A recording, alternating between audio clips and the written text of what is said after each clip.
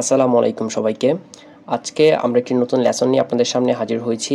আজকের এই লেসনে আমরা রাজশাহী বিশ্ববিদ্যালয় 2022 সেশনে আসা এমন একটি প্রশ্ন সমাধান করব এবং ওই প্রশ্নটি আসলে ইংরেজি গ্রামারের যে রুলস থেকে এসেছে সেই রুলটি আমরা ব্যাখ্যা করার চেষ্টা করব এবং যার ফলে এই ধরনের প্রশ্ন যদি পরবর্তীতে কোনো ভর্তি পরীক্ষায় আসে তখন আমরা সহজে সেই প্রশ্নগুলো সমাধান করতে পারবো। সো চলুন শুরু করা যাক। এখানটাতে আপনারা দেখতে পাচ্ছেন একটি সেন্টেন্স দেওয়া আছে যে she talks as if she dash বা ডট দেওয়া আছে, ডট ডট ডট দেওয়া আছে, শূন্যস্থান দেওয়া আছে, the leader of the community.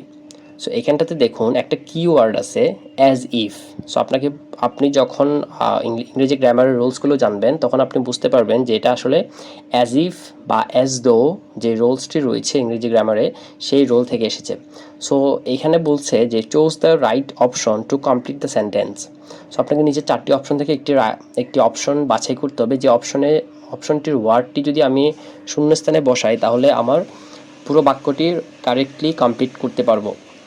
সেখানে দেখুন বলা আছে she talks as if she dash the leader of the community. So এখানে is, was, becomes and were 4টা অপশন দেওয়া আছে, আপনাকে রাইট অপশনটি সিলেক্ট করতে হবে। আচ্ছা, তার আগে আমরা একটু জেনে আসি আসলে এই রুলস কী বলে সেটা আমরা একটু জানি। দেখুন এখানটায় দেখতে পাচ্ছেন যে অ্যাজ ইফ অ্যাজ ডু এর ক্ষেত্রে দুটি রুলস আপনাকে মনে রাখতে হবে। একটি হচ্ছে প্রেজেন্ট ইনডিফিনিট টেন্স থাকলে অ্যাজ ইফ এবং অ্যাজ ডু এর আগে যদি প্রেজেন্ট ইনডিফিনিট টেন্স থাকে, অ্যাজ ইফ এবং অ্যাজ ডু এর পরে পাস্ট ইনডিফিনিট আপনাকে বসাতে হবে। দেখুন একটা উদাহরণ, he acts as if he knew everything. সেখানে অ্যাক্টস শব্দটা হচ্ছে প্রেজেন্ট ইনডিফিনিট এবং পরে অ্যাজ ইফ রয়েছে, তারপরে হি সাবজেক্টটির পরে নিউ ভার্বটি বসাতে হয়েছে। আমরা জানি নো ভার্বের পাস্ট ফর্ম হচ্ছে নিউ। সো এখানে দেখুন অ্যাজ ইফের আগে যেহেতু প্রেজেন্ট ইনডিফিনিট রয়েছে, পরে অবশ্যই পাস্ট ইনডিফিনিট বসাতে হবে আমাকে। পরবর্তীতে আমরা দ্বিতীয় যে রুলসটি রয়েছে সেখানে দেখতে পাচ্ছি যে পাস্ট ইনডিফিনিট যদি থাকে অ্যাজ ইফ এবং অ্যাজ ডু এর আগে, তখন আমাকে অ্যাজ ইফ এবং অ্যাজ ডু এর পরে বসাতে হবে পাস্ট পারফেক্ট। সো আমরা পাস্ট পারফেক্ট মানে জানি হ্যাড প্লাস V3 মানে ভার্বের পাস্ট পার্টিসিপাল ফর্ম। সো এখানে দেখুন হি pretended as though he had done the task. So pretended এটা একটা হচ্ছে past indefinite tense. As if বা অ্যাজ দো, এখানে অ্যাজ দো রয়েছে, তারপর সাবজেক্ট রয়েছে, এরপর যে ভার্বটি এসেছে সেটি কিন্তু আমাকে অবশ্যই পাস্ট পারফেক্ট বসাতে হবে। সেক্ষেত্রে এখানে হ্যাড ডান বসেছে। সো অ্যাজ ইফ এবং অ্যাজ দো এর পরের অংশে সর্বদা ওয়্যার বসাতে হবে, এখানে কখনো ওয়াজ বসবে না, এটা আপনাকে মনে রাখতে হবে। সো এবার আসুন আমরা আমাদের যে প্রশ্নটি পরীক্ষায় এসেছিল সেটিতে ফিরে যাই। এখানে দেখতে পাচ্ছেন যে she talks as if she. এখানে দেখুন অ্যাজ ইফের আগে একটি সাবজেক্ট, একটি ভার্ব আছে এবং অ্যাজ ইফের পরে একটি সাবজেক্ট রয়েছে, আপনাকে একটি ভার্ব বসাতে হবে অপশন থেকে নিয়ে। সেক্ষেত্রে আপনি দেখতে পাচ্ছেন যে অ্যাজ ইফের পূর্বে টক্স শব্দটি রয়েছে। সব জানি টক মানে হচ্ছে কথা বলা, এটির প্রেজেন্ট ফর্ম হচ্ছে টক আর পাস্ট ফর্ম হচ্ছে টোল্ড এবং টোল্ড, পাস্ট এবং পাস্ট পার্টিসিপল।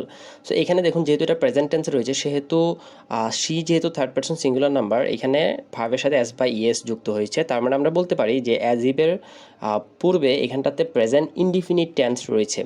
সো আমরা জানি যে ইংরেজি গ্রামারের যেই রোলটা রয়েছে অ্যাজ ইফ এবং অ্যাজ ডু এর ক্ষেত্রে, সেখানে বলা ছিল যে অ্যাজ ইফ এবং অ্যাজ ডু এর শুরুতে যদি প্রেজেন্ট ইনডিফিনিট থাকে তাহলে অ্যাজ ইফ এবং অ্যাজ ডু এর পরে সাবজেক্টের পরে একটি পাস্ট ইনডিফিনিট টেন্সের মানে যে ভার্বটি বসবে সেটি পাস্ট ইনডিফিনিট টেন্স হিসেবে বসবে। যেমন এখানে আপনারা দেখতে পাচ্ছেন যে প্রেজেন্ট ইনডিফিনিট টেন্স থাকলে এখানটাতে পাস্ট ইনডিফিনিট হবে। সো সেই ক্ষেত্রে আমরা বলতে পারি যে শি এর পরে পাস্ট টেন্স বসবে। সো এখানে ইজ কখনোই বসবে না কারণ এটি প্রেজেন্ট টেন্স এবং আমি এখানে ওয়াজ রয়েছে পাস্ট ইনডিফিনিট টেন্সের ক্ষেত্রে পাস্ট টেন্সে, এবং বিকামস এটিও প্রেজেন্ট টেন্স, এটিও বসবে না, এবং এখানে রয়েছে ওয়্যার।